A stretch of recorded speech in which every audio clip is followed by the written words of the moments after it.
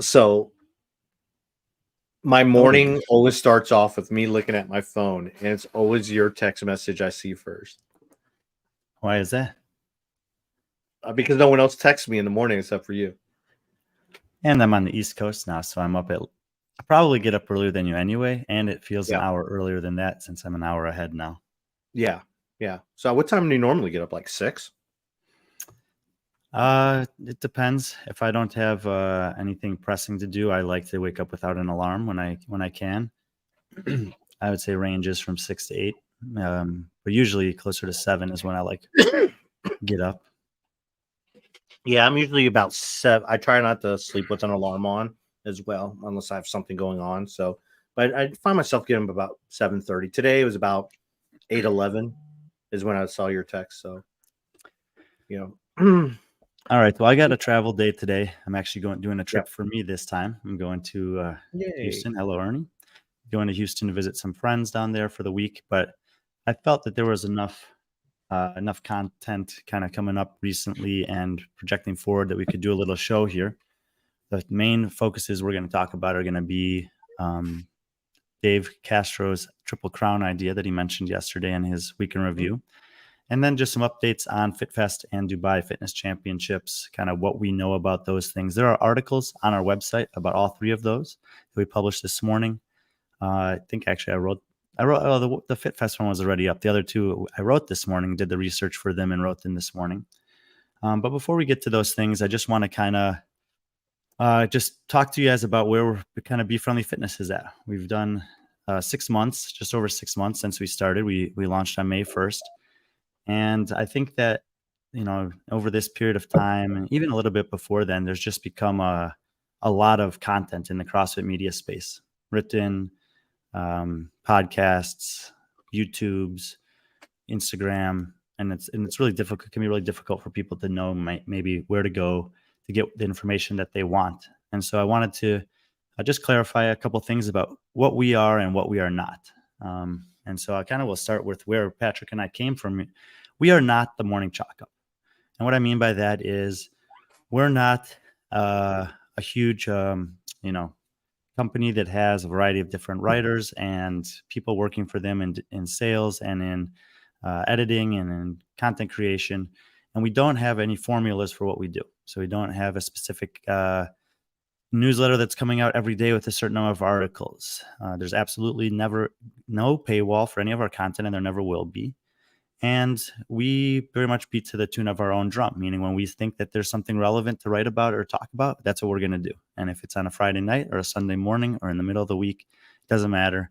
We'll get to it when we think it's relevant and when we have the time. And I add that last part about the time because obviously with the travel that I do and the amount of competitions that I work at, it is sometimes difficult to be super timely with certain things.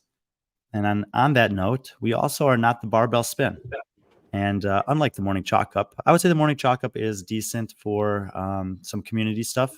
I think that their sports content, as most people know, has kind of gone by the wayside. They do have one guy working over there who I used to mentor that is trying his best and putting up some decent stuff. But for the most part, he's just they've just taken my old ideas, and then when I have new ideas, and they're trying to just maintain in the sports world.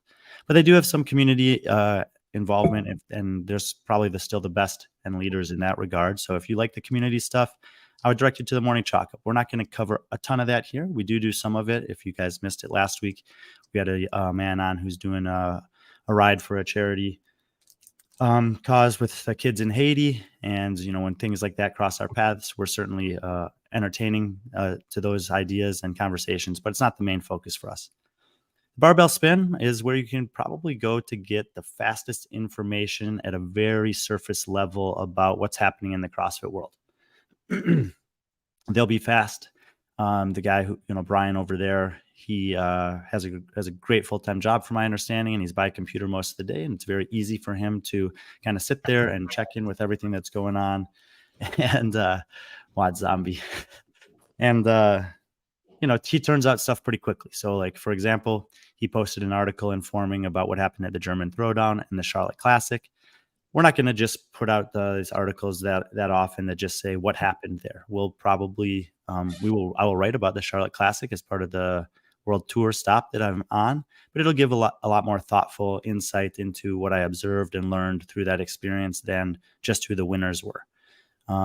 But Barbell Spin, super good friend of mine. I send him some content sometimes, and I would encourage you guys to go there if you want the quick information on what's going on. As far as podcasts go, we are not the Sevon podcast. We're not the programming specific podcast. We're not, as there are several of those out there. We're not any of these other podcasts. We are going to be primarily focusing on the topics that we address. And this is probably the most amount of time I've ever spent talking about not the topics that are listed. And so, once I get done with this, that I've been thinking about this for a couple of weeks now, just as an opportunity to fill people in on what we're doing now. We'll be very focused on the content that we want to address, and hopefully we'll not, deviate too far from those things. The reason why I kind of bring these things up is, in terms of what I was thinking and expecting when starting this company and where we're at now, I'm just going to be super honest with you guys. There's not as much support as I thought that there would be. It's only 6 months that this company has been around, but for a lot of you, that it's been about 6 years now that I've been doing this stuff very consistently at a really high level with a broad reach of trying to understand what's going on in the CrossFit competition space. I think that I have probably been to more competitions around the world at various levels than most, if not anyone else, over that period of time, and have a high perspective, I would say, kind of a broad perspective of what's going on in the CrossFit competition scene. And partially we're going to talk about that when we get to Dave's idea of the Triple Crown here. But I go to a lot of these places, and there are athletes and coaches and fans and family members on site and around the world that will reach out to me and express a thankfulness, a gratitude, and appreciation for what we're doing. And we're just getting started, honestly. A top takeaway from Desert City Classic. I wrote an article about Desert City Classic, and maybe we can talk about that in a second. Anyway, start. Good. Anyway, yeah, and really when I started this, I wanted to make the barrier to entry to support us super, super low. So we had a Patreon that was available for $3 a month. And with the amount of engagement that I get on social media and at these competitions and in person, I thought that it would be pretty easy to get 1,000 people who would be willing to pay us $3 a month, even though they don't have to, knowing that they're going to get high quality of product from us that's timely, accurate, informative. It's not presumptuous. It's not, we have opinions, but it's not, we'll write based on the facts and the data. People see something and have immediate reactions to it. And if you want those immediate reactions that are not founded on reason necessarily, but just on emotion, there's plenty of places that you can go for that. We hope to provide something different that offers a context, a reason, a perspective that sometimes when we set out to do those studies, we don't know what it's going to be. So, for example, when we get to Dubai, we're going to talk about their weightlifting test. And we're currently doing a study through our B.Friendly Stats division to give more context than to just have a blush reaction of, we love the Olympic total or we hate the Olympic total and it's lazy. Those things are great and people can have their opinions about it, but we think there's more to the story, as there usually is. And so we'll dive into that and hopefully provide you guys with the context that supports our position that may or may not be the same as your position, and we're okay with that too. So if that is you guys out there who are listening that like what we do and want to support us, small amount a month goes a long way in terms of us being able to not just continue what we're doing, but hopefully continue to expand and grow and do more of it. So thank you for listening and for Patrick letting me kind of do that this morning. And then we'll go into the content that we've promised you today, starting, I think, with the Triple Crown. Yeah, Triple Crown. So for those who didn't know, because I guess Sevon didn't do a review of the week in review. They will do one later today. I think it'll be him and Souza and Mike Halpin, and it'll be okay. But it probably will not have the detail and the historical context that we're about to offer you. Well, it will after we offer it. They will. But yeah, so Dave announced that in his week review, he talked about many subjects. And before he closed it, he brought up this whole Triple Crown. So he's something he's playing with. He reached out to Dave Eubanks, who Dave Eubanks is in charge of scoring, amongst other things at CrossFit. He is basically the keeper of the worldwide rankings, which we still don't know what those will look like this year. and We how did it'll have an affect. insight from Adrian Conway recently, Yeah. or Adrian Bosman, excuse me, recently, saying that when implementing something like that, it's worthwhile to keep it going for more than just. Okay, Halpin says that there is no weekend review tonight. It's being rescheduled, and we were going to try to get Halpin on for this show, but didn't able to connect with him this morning. Anyway, Adrian Bosman has said that running one iteration of that of the worldwide rankings that they rolled out would not be that great. So they're going to have more or less the same iteration of it next year. And is that you need to let those things marinate, is the word I believe to use, which is very much an Adrian Bosman vocabulary word, Yeah. and see how it develops. Obviously, there were a lot of critiques, both with data and without data last year about the worldwide rankings. I think everyone probably knows my opinions on those. But I also don't hate the idea of letting something play out over a period of time so you can actually get an accurate representation of whether it produced the product that you want or not. And we will see in time, I suppose. There you go. So that's what we can expect about worldwide rankings. Dave Eubanks, yes, was involved and kind of billed as the lead person when it came to developing those things. The worldwide rankings is something that I have been a proponent of for a long time in a variety of different ways. If you missed it last week, we did an episode with John Young about my current top 200 male athletes in the world, and we're going to do one tomorrow on the women. The article's already written. It'll probably be up today. We'll have an Instagram post tomorrow and then a podcast to go into more depth about it. Should we invite Halpin on? He's got some time. Yeah, you can send him a link if you want. All right. Well, but moving on. Brian, you got anything else? No, just helping to contextualize who Dave Eubanks is and why he would be a person who would be tapped to work on something like this. Yeah. So, but yeah. So Dave, the whole concept. If you read the article, the whole concept of the Triple Crown, it's been around for a while, and I think the original discussion when the whole Triple Crown, at least when I started working for the Morning Chalk, was the Triple Crown consisted of the three major off-season events. And at the time, it was the Dubai CrossFit Championship, which they were named at the time, Wadapalooza, and Rogue were the ones people were talking. And that started about 2019. It had to be 2019 some of that talks because 2019 was the first year of the Rogue Invitational. But Wadapalooza and the Dubai Fitness Championships have been around existed for 6 or 7 years prior to that. Sarah Cooper, have I seen John Young's Ranking Mountain? It sure is something.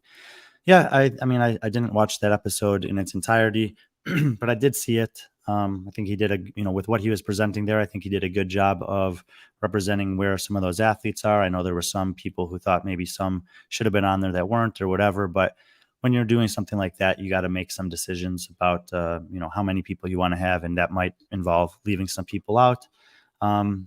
It's fun to do. John, he knows a decent amount about the athletes, but mostly from a distance. He doesn't spend a lot of time talking to them, going to competitions, interacting with their coaches too much. And, so he has somewhat of a limited perspective from that regard. I don't know how frequently he actually studies their performance. I think he has an idea in his mind of what athletes are capable of, but I'm not sure that he actually takes the time to pull the data to evaluate whether his perspectives of those athletes are accurate or not in all cases. John Young is doing as many podcasts as he is for a reason. He did a lot of work for me a couple of years ago, and I suggested him as a valuable commentator, I guess, or an analyst when it comes to the top level athletes in the sport a few years ago. And he's, continued to stay very passionate about it. And I know not everyone always agrees with his perspectives, but he does care a lot and tries to represent athletes as well as he can.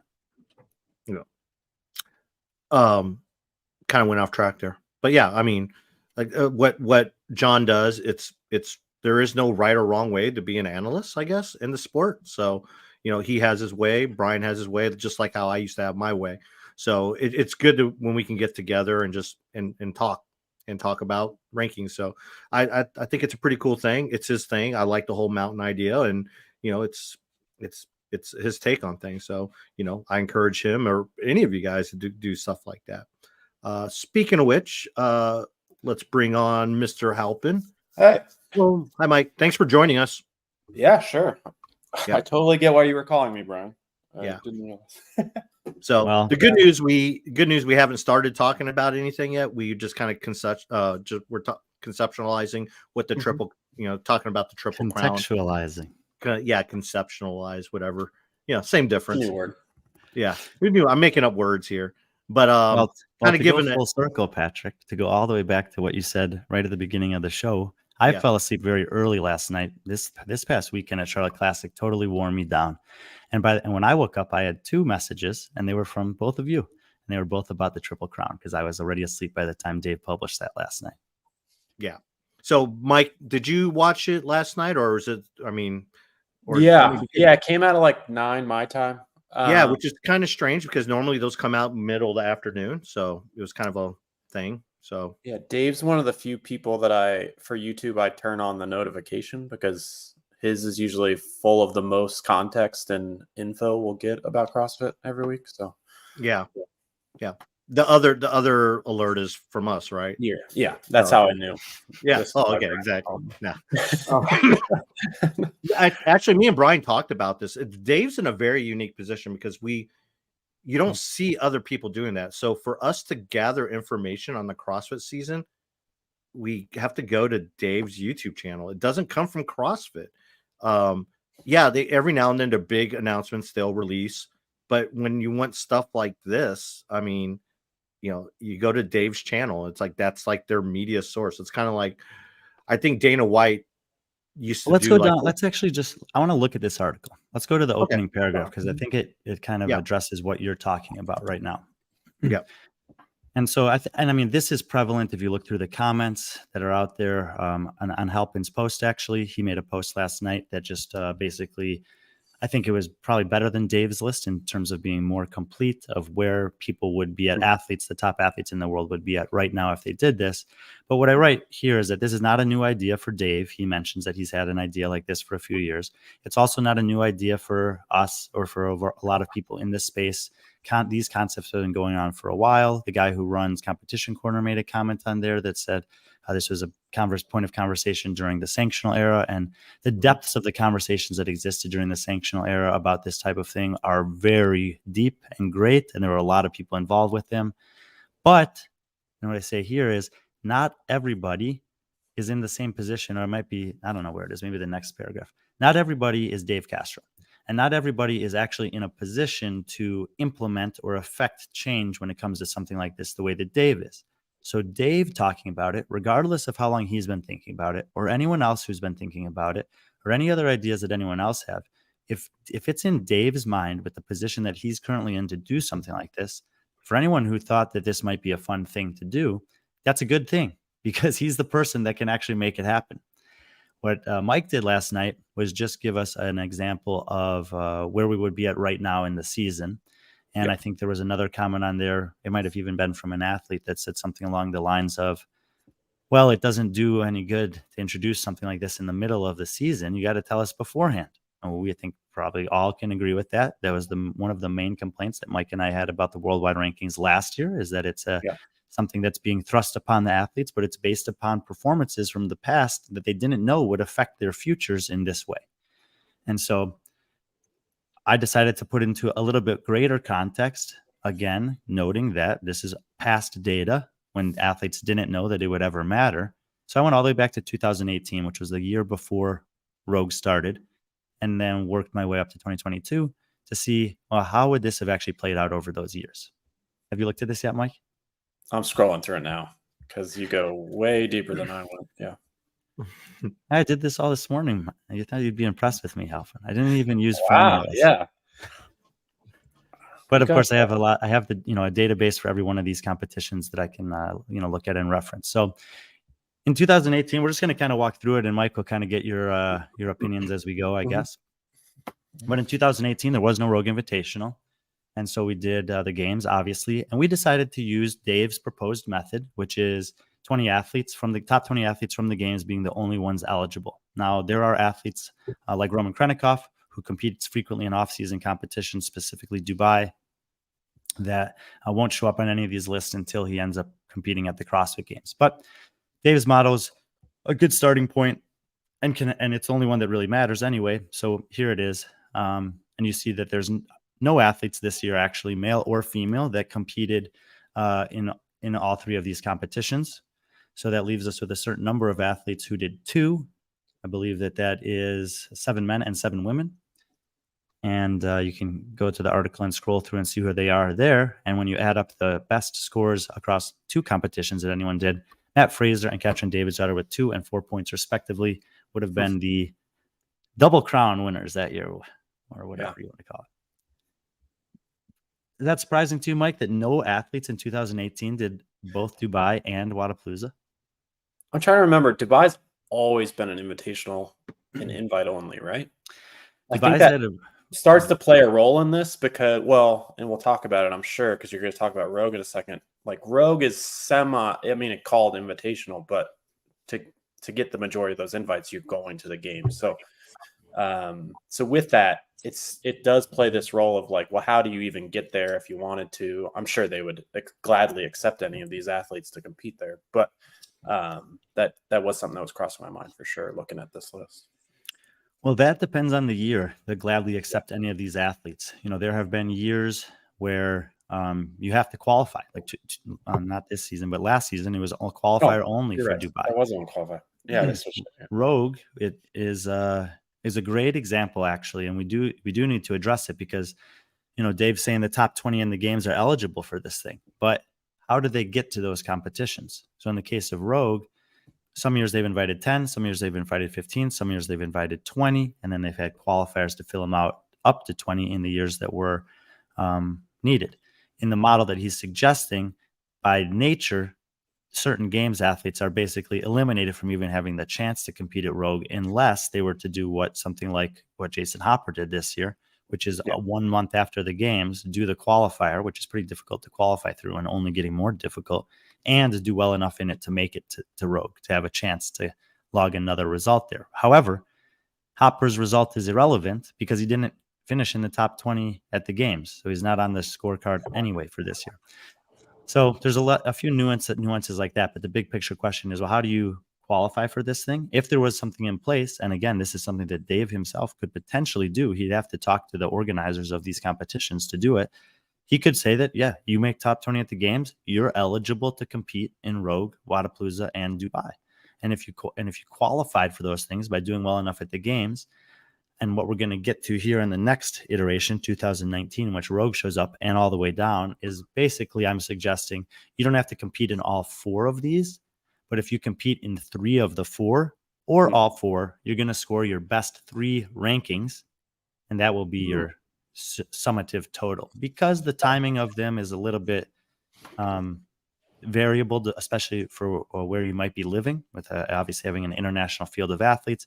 It might not make sense to compete in all 4. It might not make sense to come to Wadapalooza in January for some international athletes. It might not make sense to go to Dubai in December for the North American athletes. So by the time we get to 2019, we do have 4 competitions eligible for our Triple Crown. Obviously, the games being the entry level, so everyone's going to have their 1 through 20 ranking there. And when we look through this year, we get 4 men who are eligible: Noah Olson, Travis Mayer, Pat Bellner, and Casper Gamelmark. The odds on him showing up on this probably wouldn't have been that have paid off on a bet. And on the women's side, there were also 4: Dia-Claire Toomey, Sarah Sigmundsdottir, Kristen Holte, and Carrie Pierce. And because there were only 4 and 4, we just did the total math for you guys, and you can see the results here.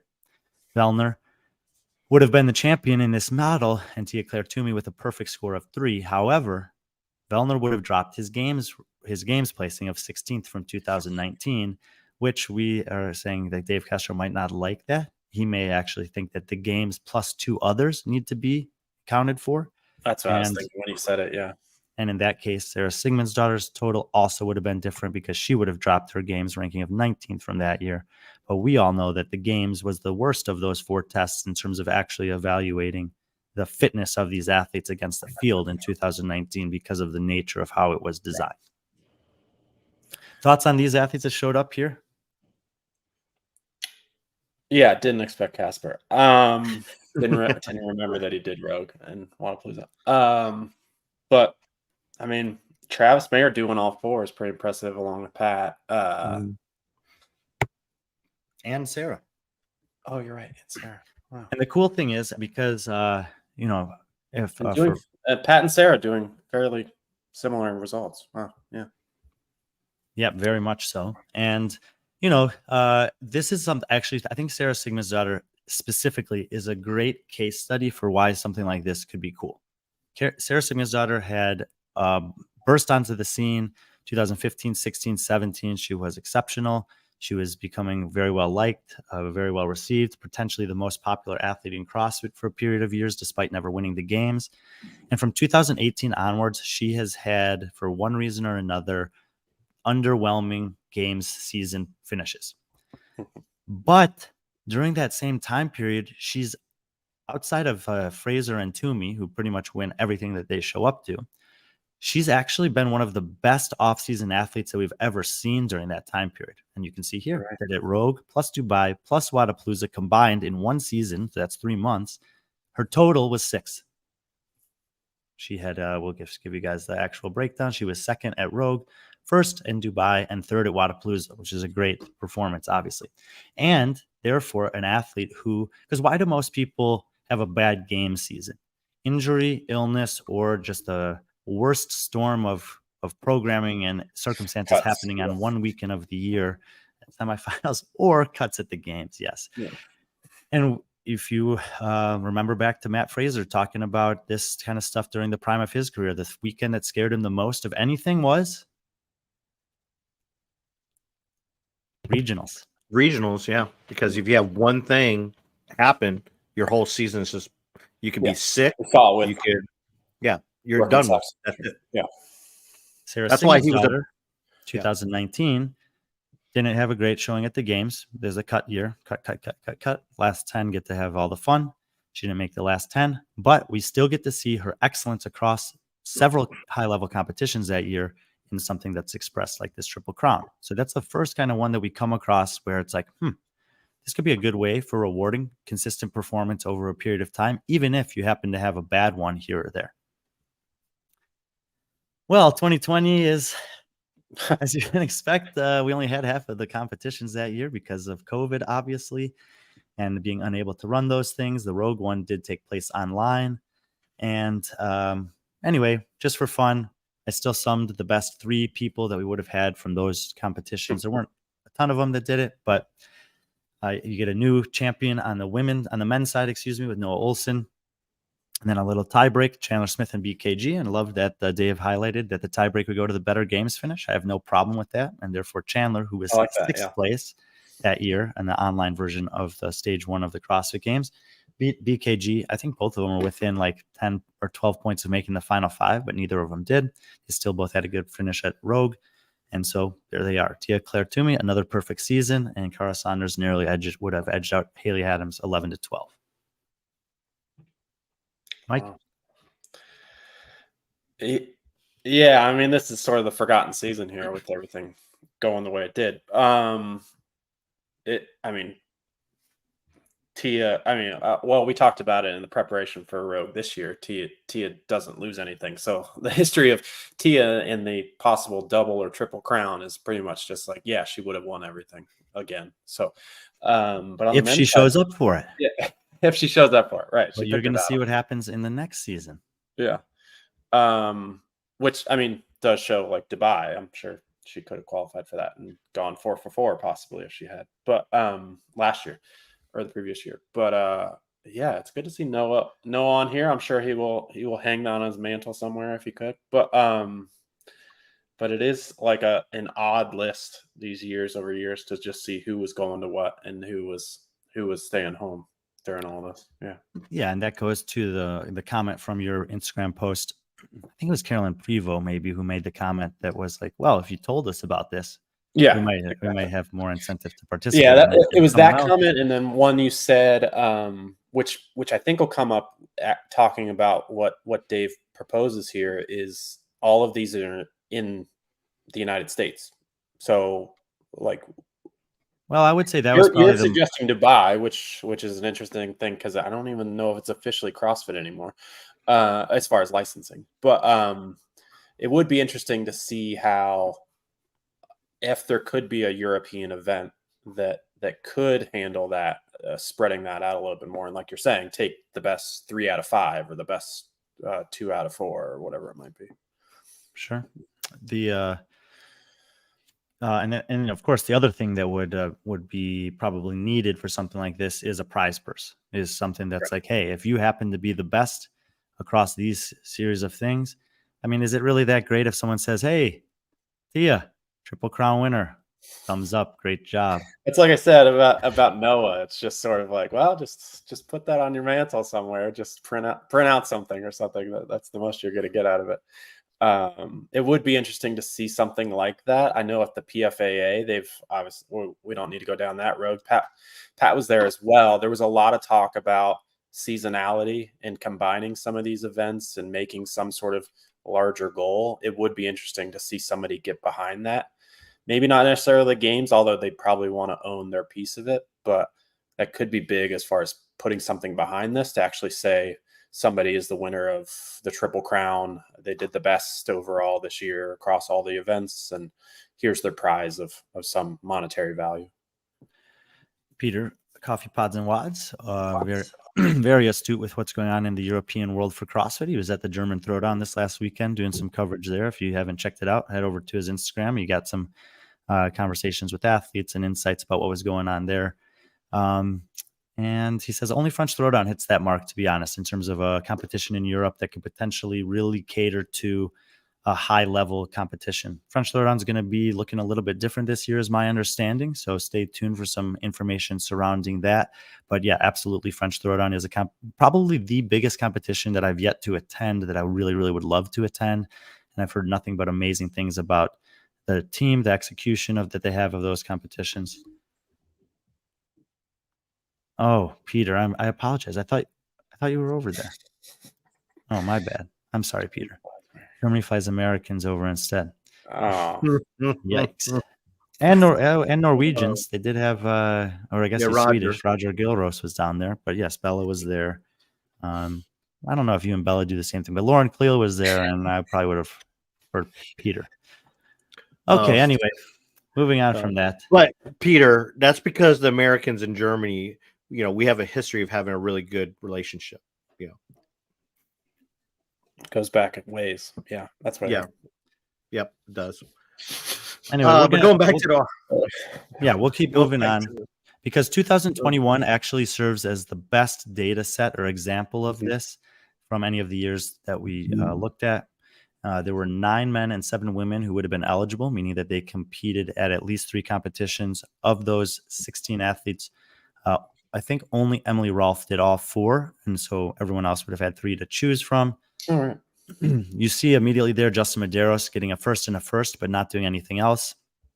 Tia Claire Toomey is going to look exactly the way. First at the games, first at Rogue, did not compete in Dubai or Wadapalooza, and therefore they weren't eligible for the Triple Crown. This is where Caroline Prevost's comment becomes relevant. If they knew that was going on, probably they both would have done Wadapalooza and been the winners of the Triple Crown that year.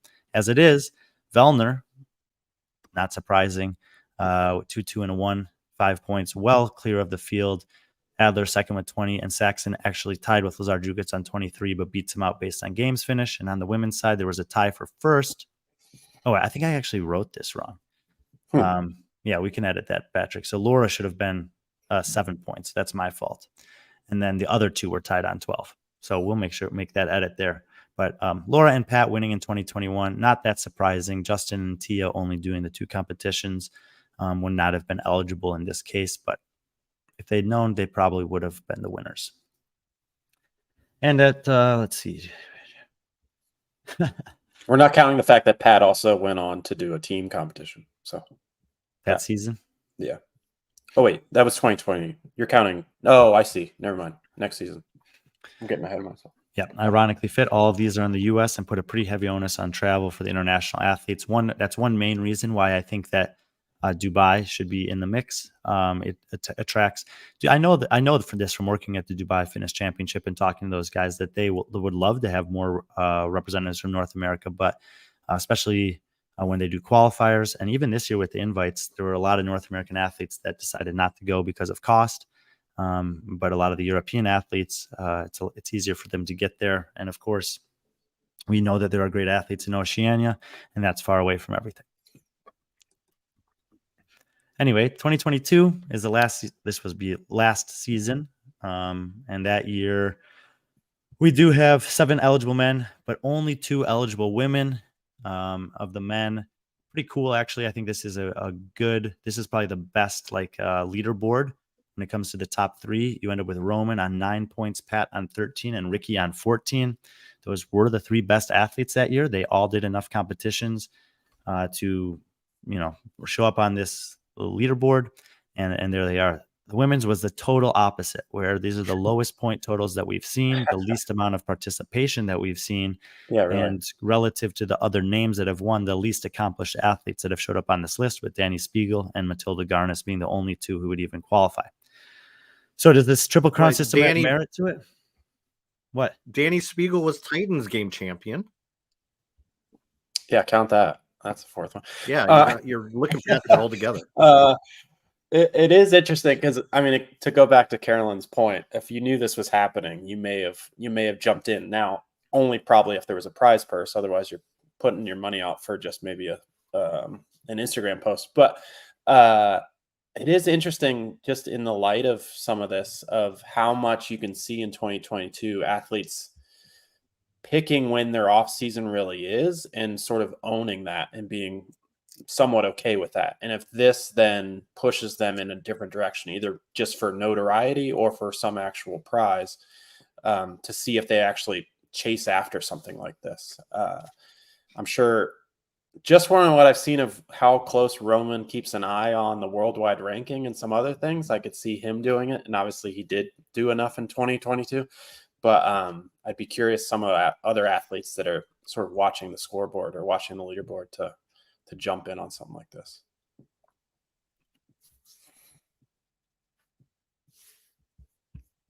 Peter brings up a pretty decent point, and coming from a European. I'll read it. If there's 3 events athletes are eager to travel to from Europe or elsewhere, it's Wodapalooza, Games, and Rogue. It's a sensible list, and that's coming from a European French throwdown streets ahead here. Well, I think the reason why, obviously, the Games is the Games. Athletes are going to travel. Rogue is because the prestige, and because Rogue does give athletes a guaranteed prize purse, and they are guaranteed travel assistance. Wodapalooza, the reason why that's so popular with athletes is because it's more of a that's when athletes are meeting brands. That's popular for a different reason, I believe. It's that's where they can market themselves. It's a big competition. It has some history behind it. The prize purse is, it's typically right around what you would get at Dubai. I think it's actually a little bit more. And it's a unique event. So there are other events out there. There are other potential events to come out. It comes down to, and I think, Brian, you bring this up later up in the article, is what's in it for the athlete. If it's simply a title, then like Halpin brought up before, it's like, hey, I'll just print out something and give myself that title, So, but good point on that. Well, it's like those titles, which are, if I was fittest anything, I'd be shouting it from the rooftops. But like Ariel Lowen being the fittest mom or things like that, those are cool titles. Like, you want to celebrate those. But truly, if you're going to get somebody to travel to Dubai in the December to chase after something like this, you got to make it more incentivizing than just that. Well, and what I'm saying is that the majority of the top 20 athletes from the Games are going to compete at Rogue if they have the chance to, because they pay for their travel and they're guaranteed a paycheck out of it, even if they withdraw from the competition. The other 2 is where I think you're going to see a split. You'll see half of the field, or maybe 2/3 of the field, for whom Wodapalooza makes more sense, and the other third or half of the field for whom Dubai might make more sense based on where they live or the timing in the season. There are a lot of athletes that after they finish the Games and Rogue, they're happy to have the holidays off as far as competitions, but then coming back and doing Wodapalooza can be nice. There's others that will say, like, I'll push through do Dubai, and then I'll have my kind of break from competition leading into the Open over the next couple months. And as we've seen over this study of the last 5 years, there's very few, 1 or 2 every year, that do all 4 of those competitions. So I think that it's asking a lot for the top athletes in the world to do all 4 of those.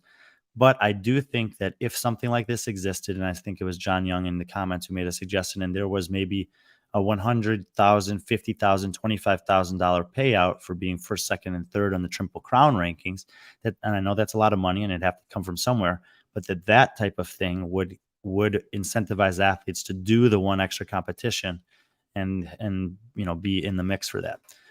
You could also split the money a little bit differently, and you could say that if you make the top 20 at the games, you get direct qualifiers into these 3 competitions, and if you compete in 2 of them, you're guaranteed $5,000. Every one of the top 20 that competes in at least 2 gets $5,000 baseline, and there's an additional available prize purse if you place first, second, third, and maybe it's a little less because you've allocated that money to all of them who choose to compete in 2. But the impetus for it is that people want to see the best athletes compete more often, and what's the way to make that happen? Throw some money at them. And something like this is a great idea. The person who can make it happen has now vocalized it for the community. And I think that, hey, it's out there now. Can we, there may be some investors, some sponsors, some people who would be interested in supporting something like this. And you might need to get the buy-in from the competition organizers as well, but it's a fun thing to talk about. And if you're interested in how that would have looked in the past several years, if you missed the first part of our show here, you can head over to the article and look at that in as much depth as you want to. You didn't lay out what I put on my post where it puts it where they stand, right? That's not in here. No, you already did that. Left it for me. Thanks. I was just going to say on that, part of what I put in there, firstly, what I responded to Dave on is that this is an interesting idea. I also had in my head, it's an interesting idea to say after the games and after Rogue with only 1 event left. But as Carolyn would say, but the other piece of that is they continue to iterate and add things, but they don't seemingly blend those things together.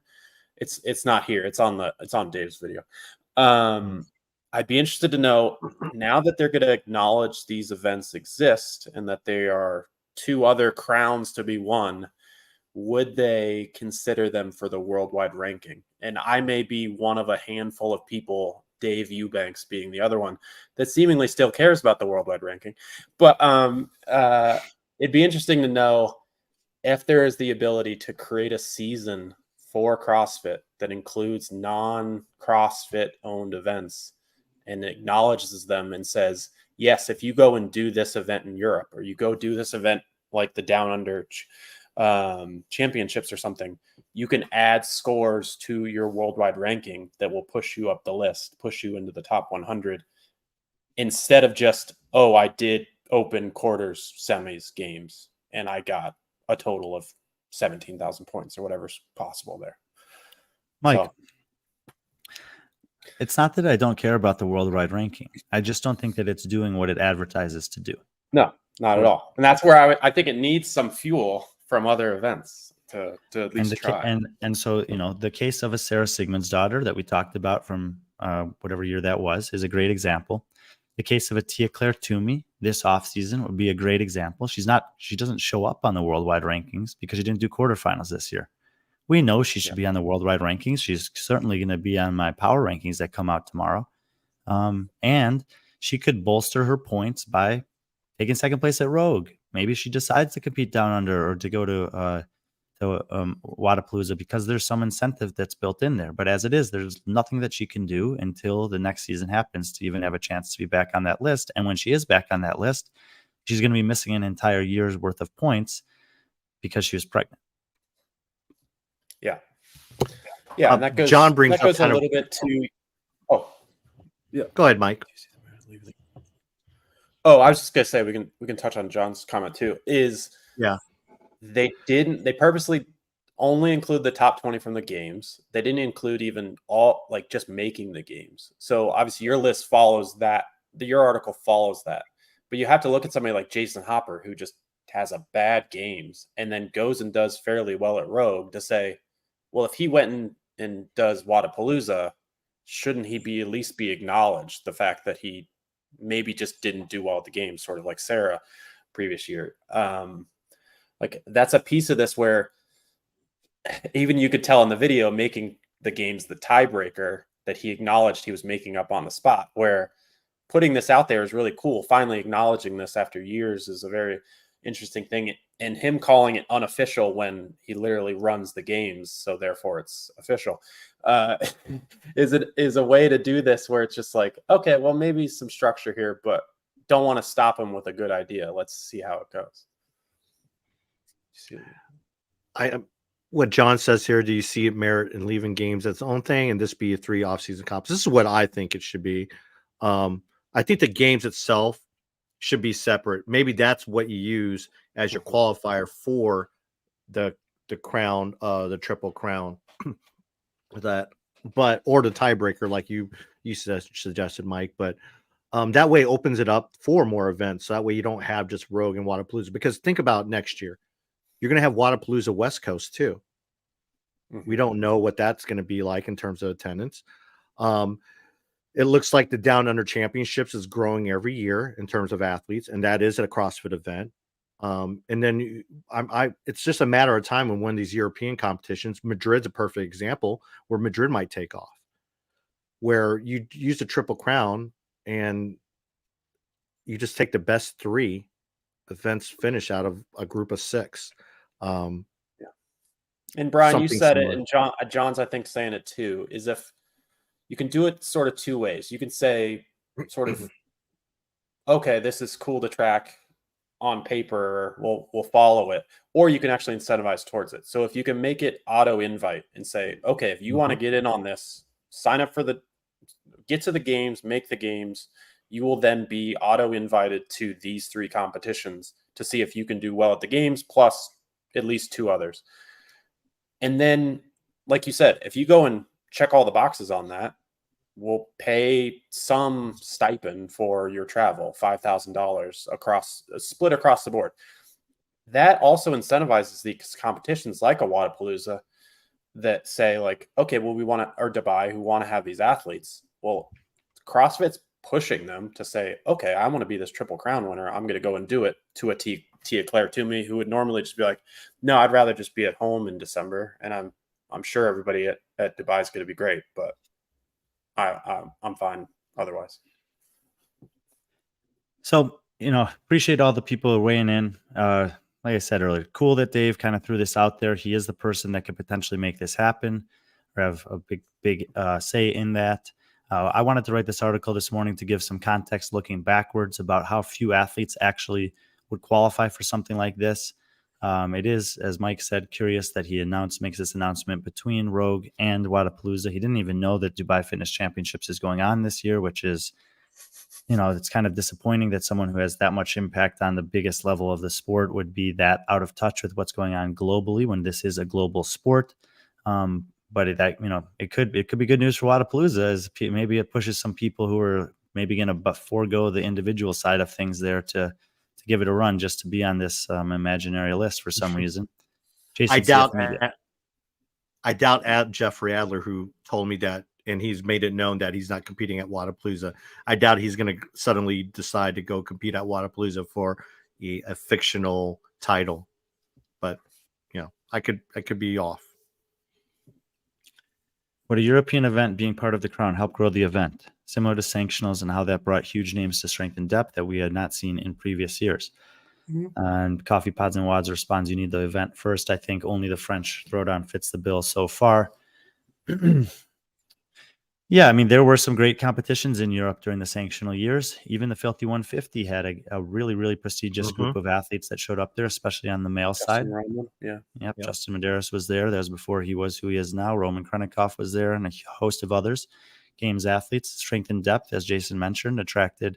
During the 2 seasons they were there, Matt Fraser went over. Rich Froning took a team over there. Haley Adams went over there. So there were a bunch of big name athletes from the United States that made the trip over, and so many of the best Europeans. And I acknowledge this in the power rankings that I do. One of the biggest challenges when you're evaluating talent in this sport is that a lot of the athletes don't compete against each other. So you see a group of athletes compete at Madrid championships. You see a group of athletes compete at Dubai. You see a group of athletes compete at Down Under. You see them at Wadapalooza and Rogue, but there's very little crossover. And so now you're trying to evaluate, okay, well, this one person did both competitions, and how did their performance compare? And can I make any realistic assumptions about the others based on how they all did against that one data point? And it's pretty tough to do. That's where, consistency comes into it. And when you see athletes do good things over a period of time, more often than not, compared to someone who's just shown up and done a couple good things and suddenly think that they deserve the world because of it. That's what we're forced to do when evaluating athletic performance, because they don't all compete against each other that often. Yeah. And I like John's idea here, and it actually can do a couple things. Rotate, have Rogue always, or Wadapalooza. This can also push money into this process, because if you can just sell it to Rogue or Wadapalooza or to Madrid or the French Throwdown or somebody and say, hey, CrossFit's going to do a Triple Crown. The games will always be number one. We have 2 other spots at least for a Triple Crown. This year in 2024, it's going to be Rogue and Dubai, or it's going to be Wadapalooza and the French Throwdown. Suddenly there will be athletes that are, if there's money behind it, they would say, okay, well, I've never been to France before. Here we go. And sign up for something like that. And the French Throwdown gets to do something like Jason was saying, and have athletes show up that otherwise wouldn't show up at all, because it's not in their backyard. I think John would probably really get this reference too. The college football, the BCS, they do a really good job. They have, it changes every year, but they have their 4 major bowls. And when they came up with the playoff system, they rotated those through. So one of them every year would have the national championship game. You could do something similar with that. If you have 6 competitions and you just rotate, hey, these are the ones that will be the ones we're using as the Triple Crown.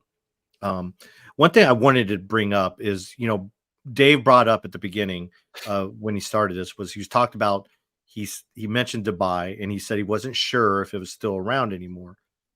And I think that's Dubai, I think 2 years ago dropped CrossFit from its title. But I think, this is a good way to get Dubai back in if you do something like this, and maybe Dubai will commit to being a CrossFit sanctioned event. But however, maybe dismissing them in these rankings already is kind of not a good look. And I mean, it's, and that's, that's Dave Castro. Sure. I've said it many times about Dave. He intentionally keeps himself in the dark when it comes to what's going on in the sport outside of the CrossFit Games season. He has his reasons for doing that. I think that there are likely positive things when it comes to his programming as a result of that. And I know that there are negative things, that he has missed opportunities to learn from other people's mistakes. Sure. And in cases like this, he doesn't come off as being someone who's really in tune with and cares about the global competitive athletes in sport and competitions. But it's, it's this is in his nature. It's who he is. And it's if that's surprising to you, then you haven't been paying attention. Yeah. There are other people out there that he can certainly reach out to if he wants that information. But otherwise, he's obviously had a lot of success doing things his way. In the meantime, I do want to talk a little bit about Dubai. And I would, Mike, you're more than welcome to stay around if you want to. We're going to just kind of talk about what we know from the programming so far. If you have to go, I know you're probably working. Just let us know. I got a few more minutes. I'd love to start hearing about it. So, I think that it's important for people who don't know this to understand is that Dubai took some risks last year in terms of deviating from their normal mode of operation. So they hired HWPO to come in and do the programming. This is very different from what they've historically done. They chose to have the competition at the Coca-Cola Arena instead of the Dubai Tennis Center, duty-free tennis center, whatever it's officially called, which was a new endeavor for them. And there were a few other elements of what they did last year that were different from what they have historically done. It didn't really go great, for lack of a better way to say it. There were a lot of things that in the execution of the competition and the collaboration with HWPO that didn't go maybe as expected. And I think it ended up producing a less optimal experience for the athletes. and potentially also for the fans at home and on site than previous iterations of the DFC or DCC have provided. The first year that I went to Dubai was 2019, and it was absolutely incredible to be there. On the women's side, with one event to go, there were still 4 athletes that could win. And on the men's side, there were still 3 athletes that could win. And the list of the athletes competing there was exceptionally impressive. The workouts were unique to Dubai, but pretty entertaining, dramatic, and cool. And that's what Saud and Diego and Mohammed, who run that competition, are hoping to get back to this year. And I've been in communication with them since April about their plans, about their programming, about the return to the tennis center, about all the things that they want it to be. And in the last 2 months, maybe, they've started to announce the athlete roster and also a bunch of the programming events. I thought that it'd be fun just to kind of look at what we know so far. And so I just put it together this morning in case you've not been able to keep up with it, especially because event number 2 was announced this morning, and it elicits some dramatic responses from people when they see Olympic total being tested in competition. I think that there's, first of all, this was tested at the games this year. And so people see something like that and they're like, oh, it's lazy. Oh, we just saw it. But there's a couple of things to be taken into account. First of all, this past weekend at Charlotte Classic, we had burpees over a log and burpees with a sandbag over a log. That Taylor wanted to do that from before the games happened and before Rogue happened. It just so happens that at the games, they literally had sandbag over a log and get over a log. And at Rogue, they had get over the log in the part of the dual 3. Mm-hmm. We could have scrapped that idea and said, well, the games did it and Rogue did it, so we're not going to do that. But we didn't want to do that. We had this idea. We knew it was our own. We knew there would be a unique element and twist of how we would present it. And we're really happy with how it worked out. And we weren't going to change our programming just because of that. I have spoken with J.R. Howell in the past, and he has ideas for Crash Crucible a year ahead of time. But he'll sometimes say to me, hey, if Bosman programs this, I'm not going to do it. And that's totally within his right and as a programmer as well to make those decisions. Well, in this case, Saud wanted to do this event well before the games happened. And and sticking to your guns is more often than not a good way to go. The other thing is there aren't that many athletes from the CrossFit Games that are going to be competing in Dubai this year. There are a few of the big names. That's what I was just looking at. I was trying to see. It does look like I see Braun here, so it'll be interesting to see his. But I see like Lauren Fisher and others that we don't know what they would do on a total because they weren't there. Yeah, I'm really interested. I'm really interested to see how Mia Hesketh does. Many people don't know her, but she's probably one of the pound for pound strongest women in CrossFit. So they haven't announced the number of lifts yet, John. They haven't announced the formats for most of the workouts. We get just basic information, and I actually like this from competitions. Is give us the meat and then kind of fill in the details as it gets closer to there. By the way, Toby Buckland, who made a comment there, was a recent addition to the roster for Dubai. He's a local guy who works at Inner Fight, and he's a fairly strong guy as well. Christoph Horvath is in the field, as someone mentions there. Extremely prolific with Olympic weightlifting. And as I mentioned, you do have Roman, you do have Ricky. Yonakowski is currently slated to be competing there. He's announced as an athlete. I can't remember all the athletes they've announced and haven't announced so far, but there will be some athletes that lifted at the games, and there will be a lot of athletes that didn't lift at the games who will get an updated total for. And for someone like me and Mike, we love that. And actually I'm working on right now with the list of athletes that we know, pulling the data about when is the last time that we've seen them do an Olympic total or a snatch or a clean and jerk in isolation in a high level competition. And yes, it's been done a lot of times, sure. Different varieties of ways. There are still some different ways it could potentially be expressed, but I don't think that very many athletes or fans are really that upset to see the athletes lift heavy.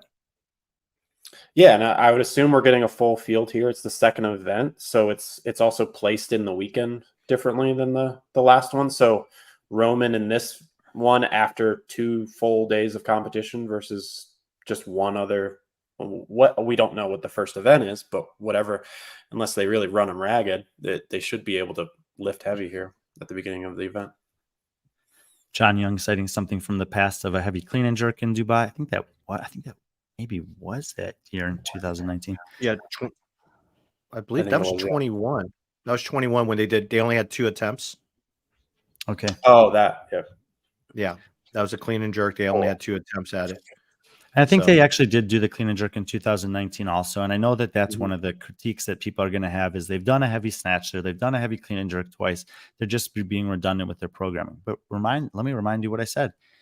As we go through these workouts or look at them, Saud wants to get back to DFC, to kind of what it is in its nature. So, this kind of inspired me because, first of all, I believe it's the 5th event that they announced. I think 2, 3, 4, 6, and 7 have been announced. We don't know how many total there are, but that's probably at least half or more than half of the total events. Event 1 obviously is unknown. Usually they do a long off-site something there. That's what everyone will be expecting, but there's no guarantees.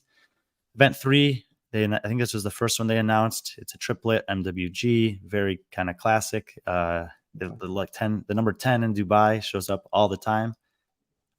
Tola has competed in Dubai in the past. Veronica, I don't think he is this year. Probably event 4 is the other one that I saw a lot of people kind of critiquing and evaluating. Imam Enterprise, I believe Brandon Luckett's company, Imam, whatever, is involved with helping with this event or sponsoring this event or something like that, which is why they're doing an Imam.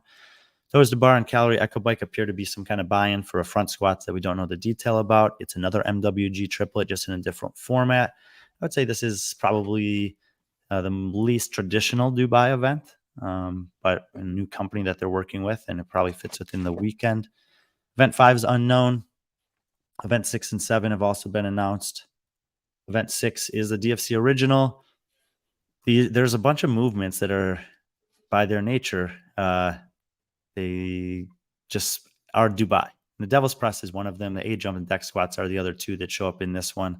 They also sometimes have the supinated grip chest to bar pull-up. I'm glad they don't have that this year, because it seems to be the most, to me, it appears to be the most dangerous of all of them. But, to see these things show up in Dubai's programming is no real surprise. For some, it's refreshing. For some, they may think these movements are silly, but Dubai doesn't care. They like to, they're wanting to really get back to their roots, and these are certainly parts of their roots. And the last one that we know about is Grit and Grapple.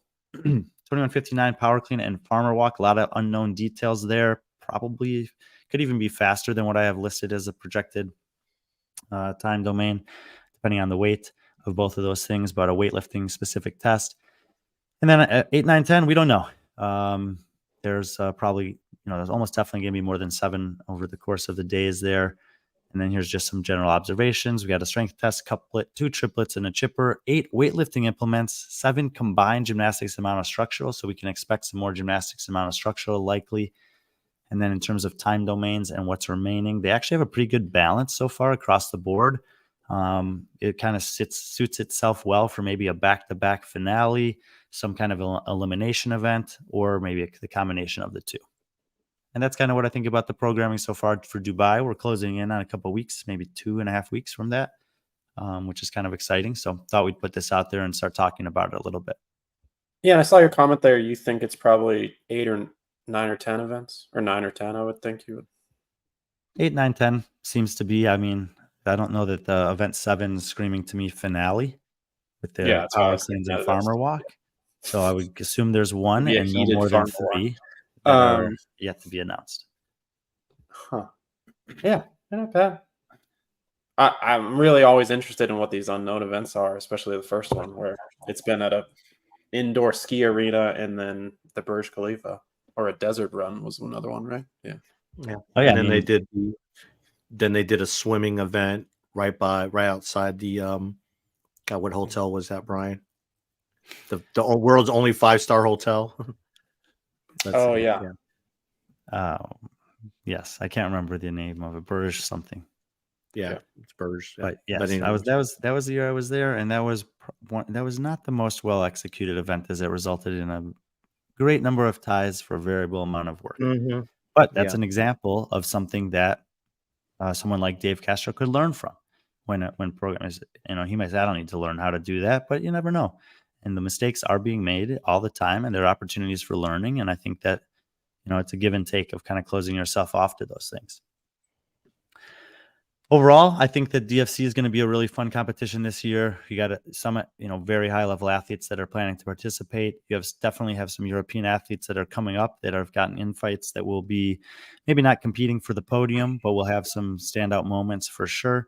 And it is one of these competitions that does often produce maybe some unexpected performances or glimpses into the athletic potential of certain athletes for future years. Before, Laura Horvath had ever made the CrossFit Games, she was competing in Dubai. Gabby McGowan, same thing. And Emma there's Lawson. a host, Emma Lawson, and a host of others. If you look back at their history, even John Young says whatever cardio event they do, it's always sick. As long as I don't have to do it, and as long as I'm not forced to do it, I'm happy with it. I love that we're pulling up all these John Young comments so we can see that very awkward hug that he's giving to, I'm presuming. Yeah, I don't know. It's like it almost looks like he's trying to choke her out, but she's pushing away. I don't know. Yeah, pushing away. I don't know. You might want to change that, John.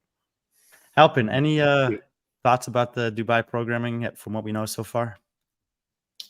As you said in your preamble at the beginning of the show, we are not a programming show here, so I might leave that to Chase and Bill and Taylor and JR. But that EMOM one, beyond maybe the sponsor, would you consider that more like a 3-3-3-4?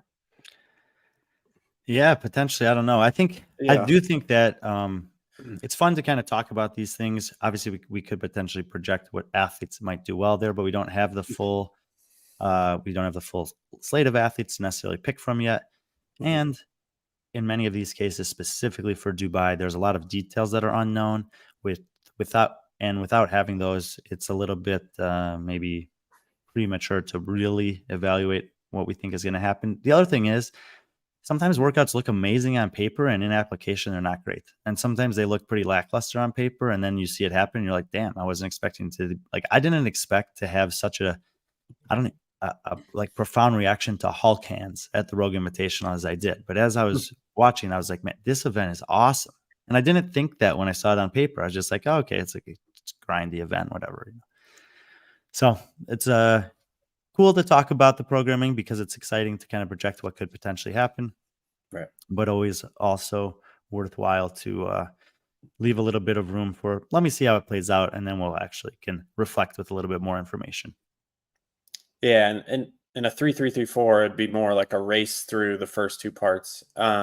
With this, I'd wonder how much rest they're really getting on an EMOM of after 25 and 16 or 12. Yeah, but yeah, as you're saying, I think both of our interests align, and more looking at who will do well versus critiquing the actual what would I do instead sort of thing. You got to go, or you want to stick around for FitFest? Oh man, I'd love to talk about FitFest. All right.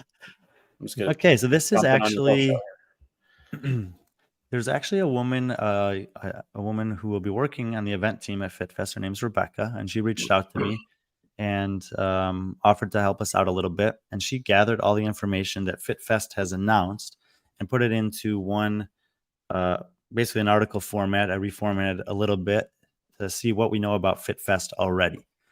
If you missed it last week, there was a draft, so the teams are known. They actually have since publicized the girls, the captains, the female captains of each team making their picks, which was kind of fun to see. And we put out, that's Daniel Brandon's team wins. That's all you need to know. And we put out some statistics highlighting the average age, experience levels, and biases in terms of programming that they lie across the three teams. This is more of a kind of what's actually going on that weekend, because FitFest has an elite level athlete showcase, but it's not the only thing that's going on there. So there was actually Strength and Depth and the National Fitness Games have merged, and they've already put on events including Strength and Depth Origins and the UK Championships and a new competition format called the ATHX Games. So what we've learned about the ATHX Games is it's a functional fitness pairs, mixed or same-sex competition that's run by Marchon. It's like High Rocks, but with more linear and with breaks. There's 3 specific workouts: strength, endurance, and a Metcon. The workouts are separated by 2 recovery zones, preceded by a warm-up zone, so you can kind of get a visual of how that would unfold. And the entire thing lasts 2.5 hours when it's put together.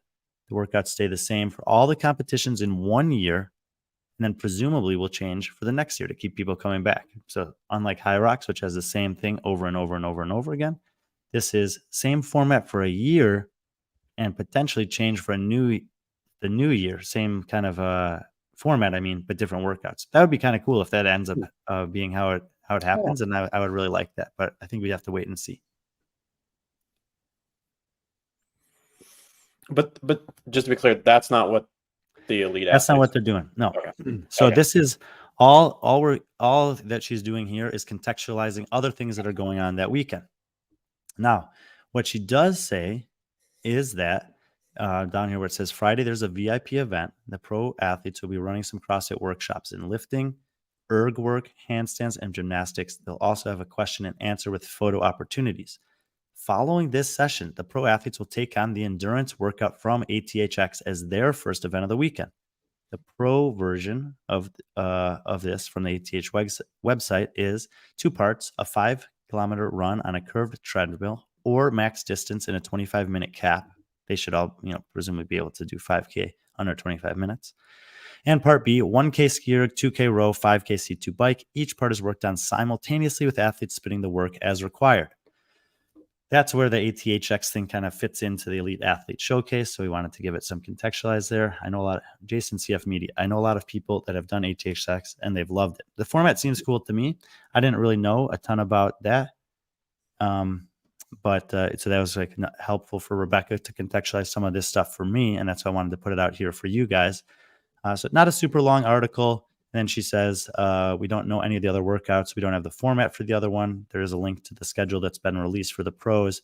And they have 4 other competition windows that are 90 minutes each, I believe, 2 on Saturday, 2 on Sunday. I think that I'm hopeful that, kind of the format is what is what is announced next. So we can kind of start to see, because John says Danielle Brandon seems definitely going to win. But depending on how the format is, there's definitely an opportunity for some specialty athletes or combinations of athletes to thrive in certain areas or domains. There's an endurance-specific test. How much of an impact can someone like a Yellow Hoste have on either one or both parts of something like this? And does he have the teammates to support that elite performance to potentially make it maybe an upset? Well, looking at his team, if there's like a CrossFit total, like lifting total, they would just smash it between the rest of them, besides maybe Ella. Well, that's hard to say, Ella and Yella. No, and look, if the first event consists of running, skiing, rowing, and biking, you would presume that they want to showcase some other things. And if you think about what their seminars are on Friday night, there's a lifting seminar, there's an erg seminar followed by an erg workout, there's a handstand seminar, and there's a gymnastics, or maybe it's handstand and gymnastics, I'm not sure.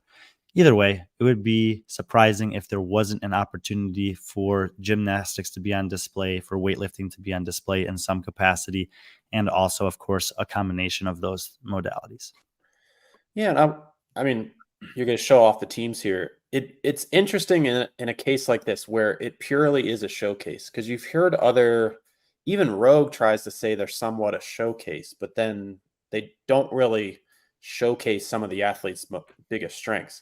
If you walk into this and say, we have Danielle Brandon, Emma Watson, and Ella Wunger here with some of the best athletes around, let's actually showcase them and what they're good at. You could see a scenario where there's a handstand walking event for Danielle. There's events that are going to actually showcase Pat and Jack being on the same team for maybe lifting or yellow running or something like that, versus just being like, well, it's a showcase, but we're just going to do our own programming and see how it goes for them.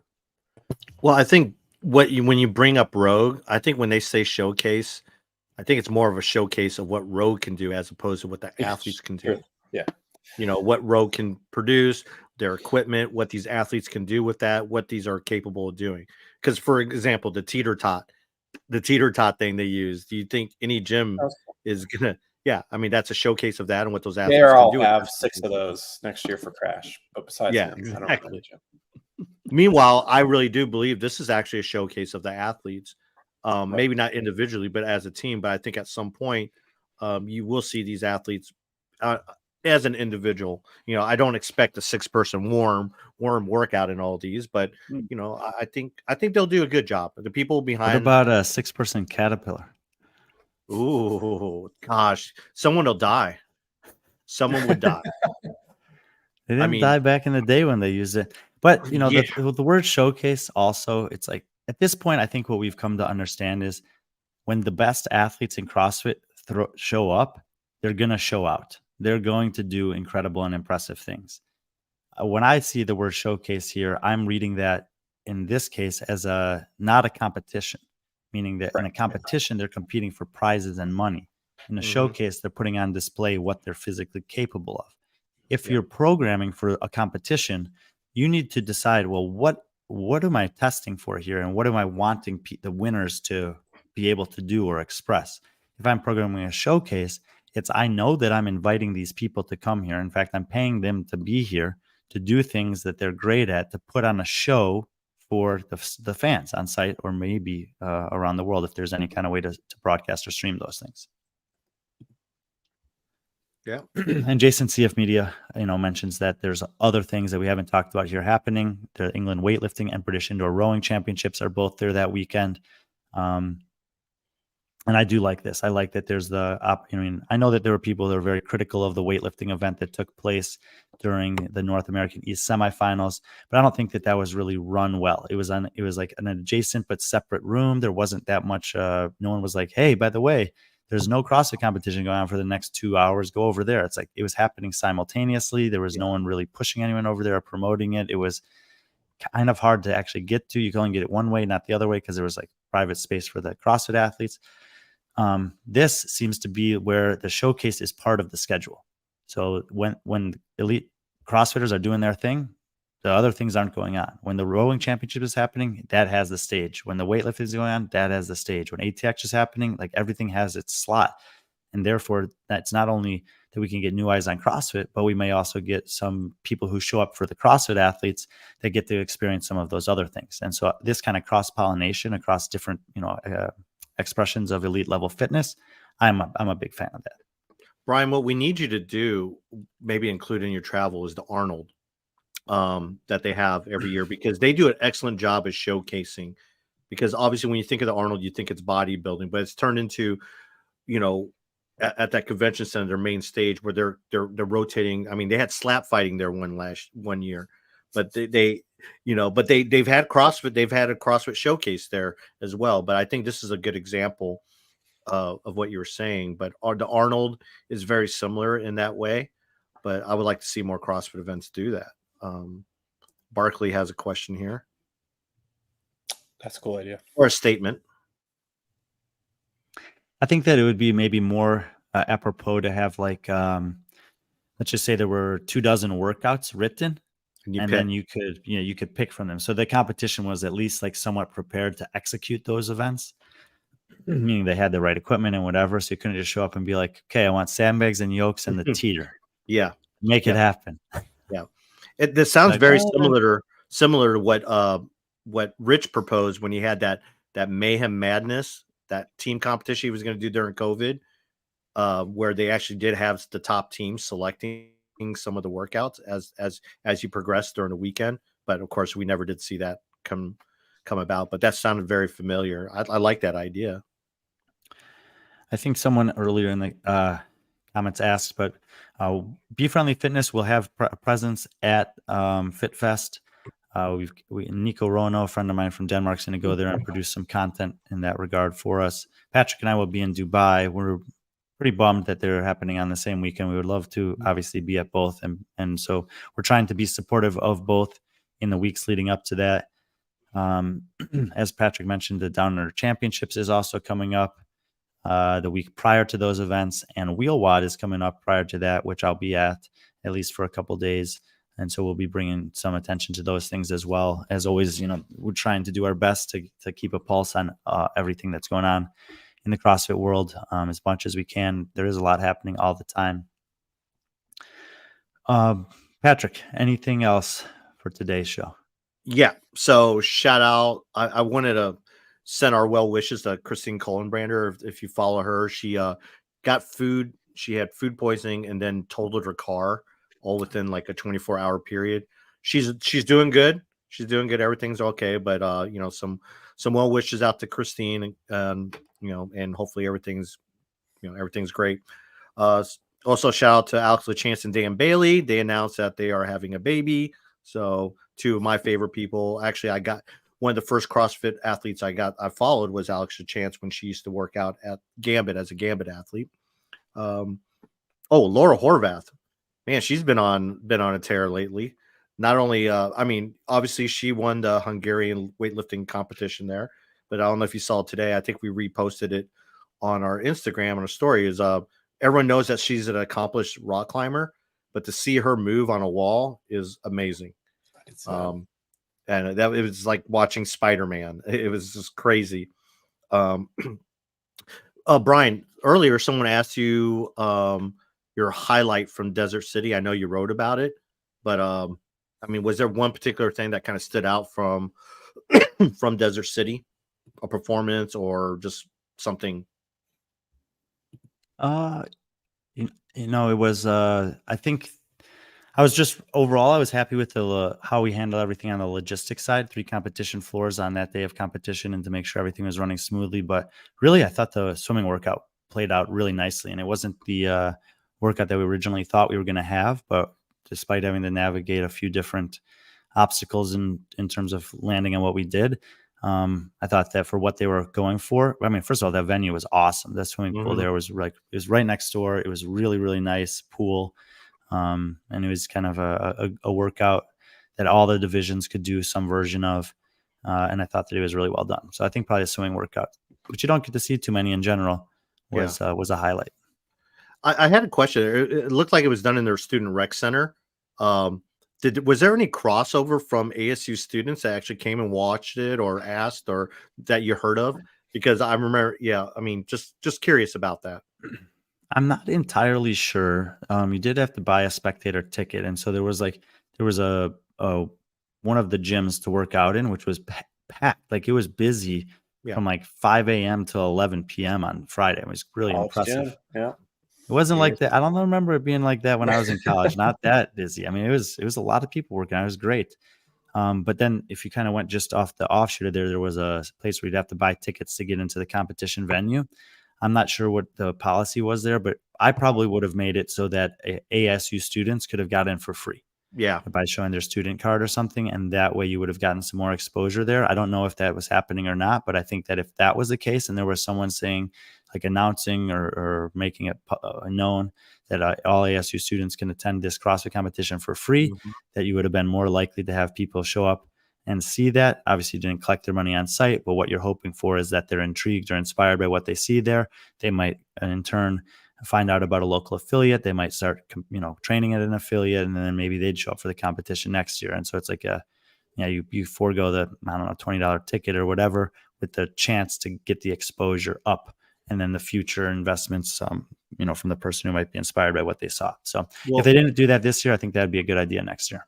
Yeah, especially imagine what that would do for vendors too. You're bringing another demographic. Those college kids got no money to spend, bro.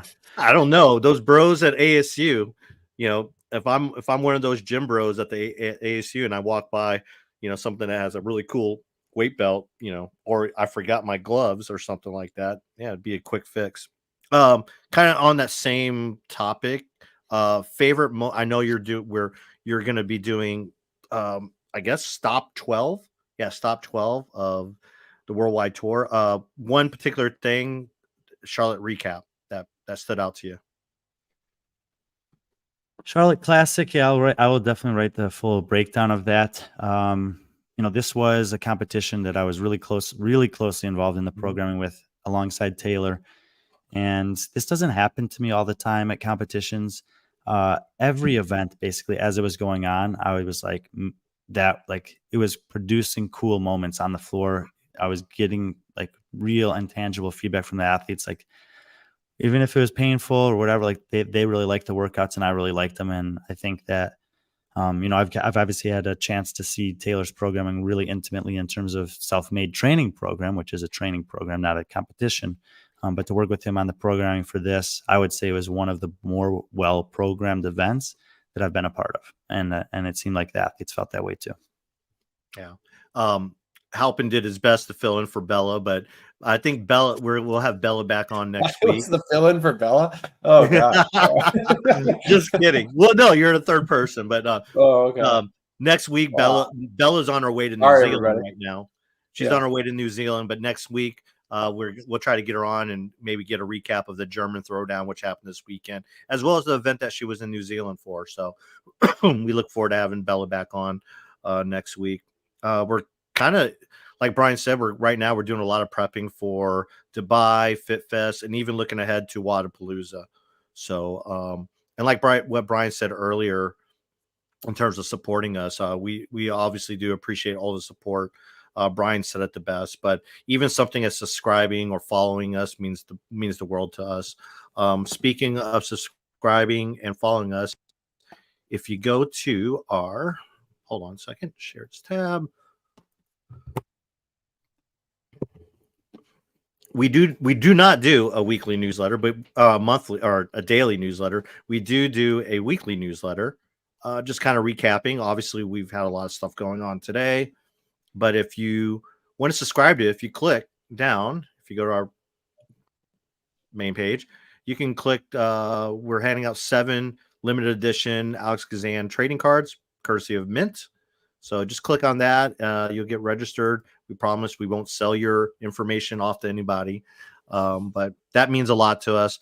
Another thing is every Tuesday is when we release these shows in podcast form on all major podcast platforms, Spotify, Apple. So if you happen to miss last week's show with John Young, recapping the 200 power rankings for the men, you can download it and listen to it while you're running, working, or anything like that. So every Tuesday, we'll release our new podcast, or we'll release the show in podcast form.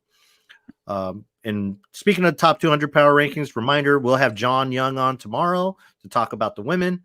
I believe it's noon. I believe noon, right?